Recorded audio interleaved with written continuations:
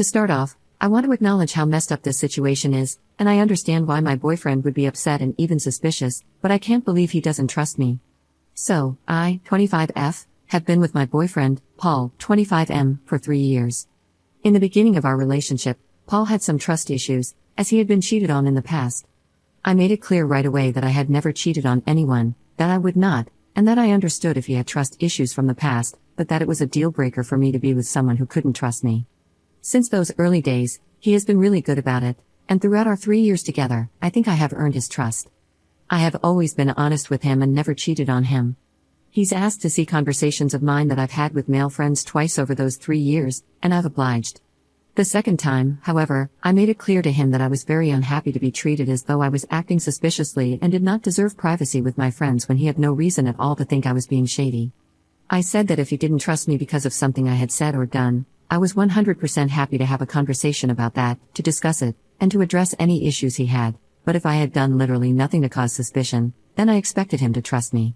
He agreed with me, said that I had done nothing, and never asked again.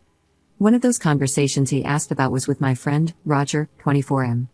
2 years before I started dating Paul, Roger had confessed feelings of love for me. I told him I wasn't interested, and that was that. By the time I was seeing Paul, I had absolutely no reason to think things were anything but platonic between Roger and myself. A week ago, Roger and I got together for coffee. Again, I want to stress that before this happened I had literally no reason at all to think he had held on to those feelings. At the cafe, Roger suddenly went on this impassioned monologue about how much he still loved me, how Paul was a terrible boyfriend and I should dump him and be with Roger, how loyal Roger was, how perfect we were together, etc. I was pretty much silent through this whole speech because I was so surprised and uncomfortable, but when he stopped, I told him in no uncertain terms that I loved Paul, that I was absolutely not leaving Paul, and that I needed to go home immediately. I was shaken up by the whole thing, so I took my time getting home to calm down. However, by the time I got home, I found that Roger had sent a long, utterly insane Facebook message to Paul detailing how much he loved me, that we were destined to be together, and heavily implying but not outright stating that Roger and I had been carrying on an affair for weeks. I don't know why he did this. I have no explanation, and Paul believes it completely. He has listened to my explanation of things but thinks I am lying. He doesn't want to see me or talk to me at all anymore. I'm completely devastated that Paul would believe this Facebook message over me. I'm horrified that my relationship with him has ended like this. I'm embarrassed that now I'm being seen as a cheater and a SLT who slept around on Paul. I'm utterly hateful toward Roger. It's been a week, and I can't convince Paul to talk to me. I know he had those trust issues in the past, but I really believed we were long past them. What should I do? Commenter. As messed up as what Roger did truly is, it's also true that you partially brought this on yourself. You can't be friends with someone after they tell you that they love you. For God's sake, he didn't tell you he saw you as more than a friend, he didn't tell you that he had a crush on you. He told you he loved you. Did you think that was just going to evaporate? You had no business remaining friends with him after that. You know why? Because 1, it did a major disservice to Roger. He can't move on with his life as long as you're in it. And because 2, he was a threat to your relationship. And if you want proof of that, read your post. I definitely hear what you're saying, but I just want to point out that I never believed feelings would magically evaporate. Roger said he loved me 5 years ago, and we were distant from each other for about a year after he told me he loved me.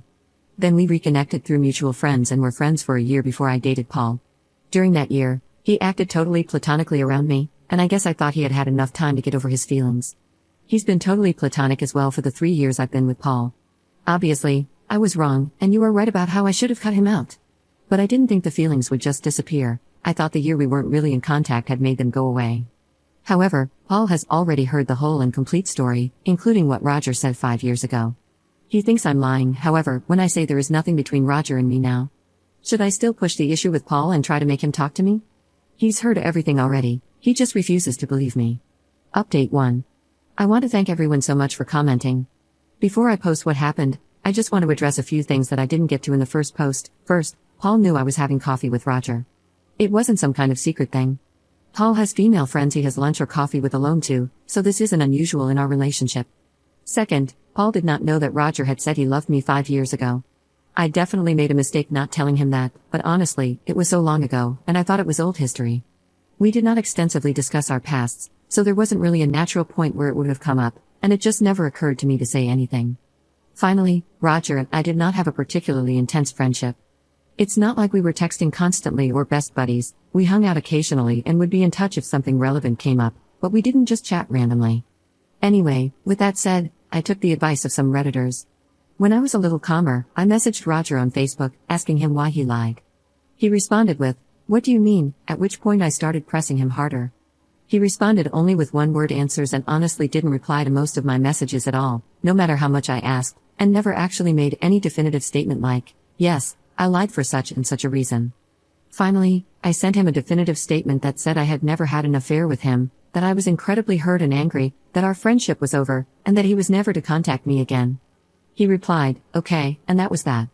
I sent the entire Facebook conversation to Paul, not thinking it would help save us but just to try and clear my name.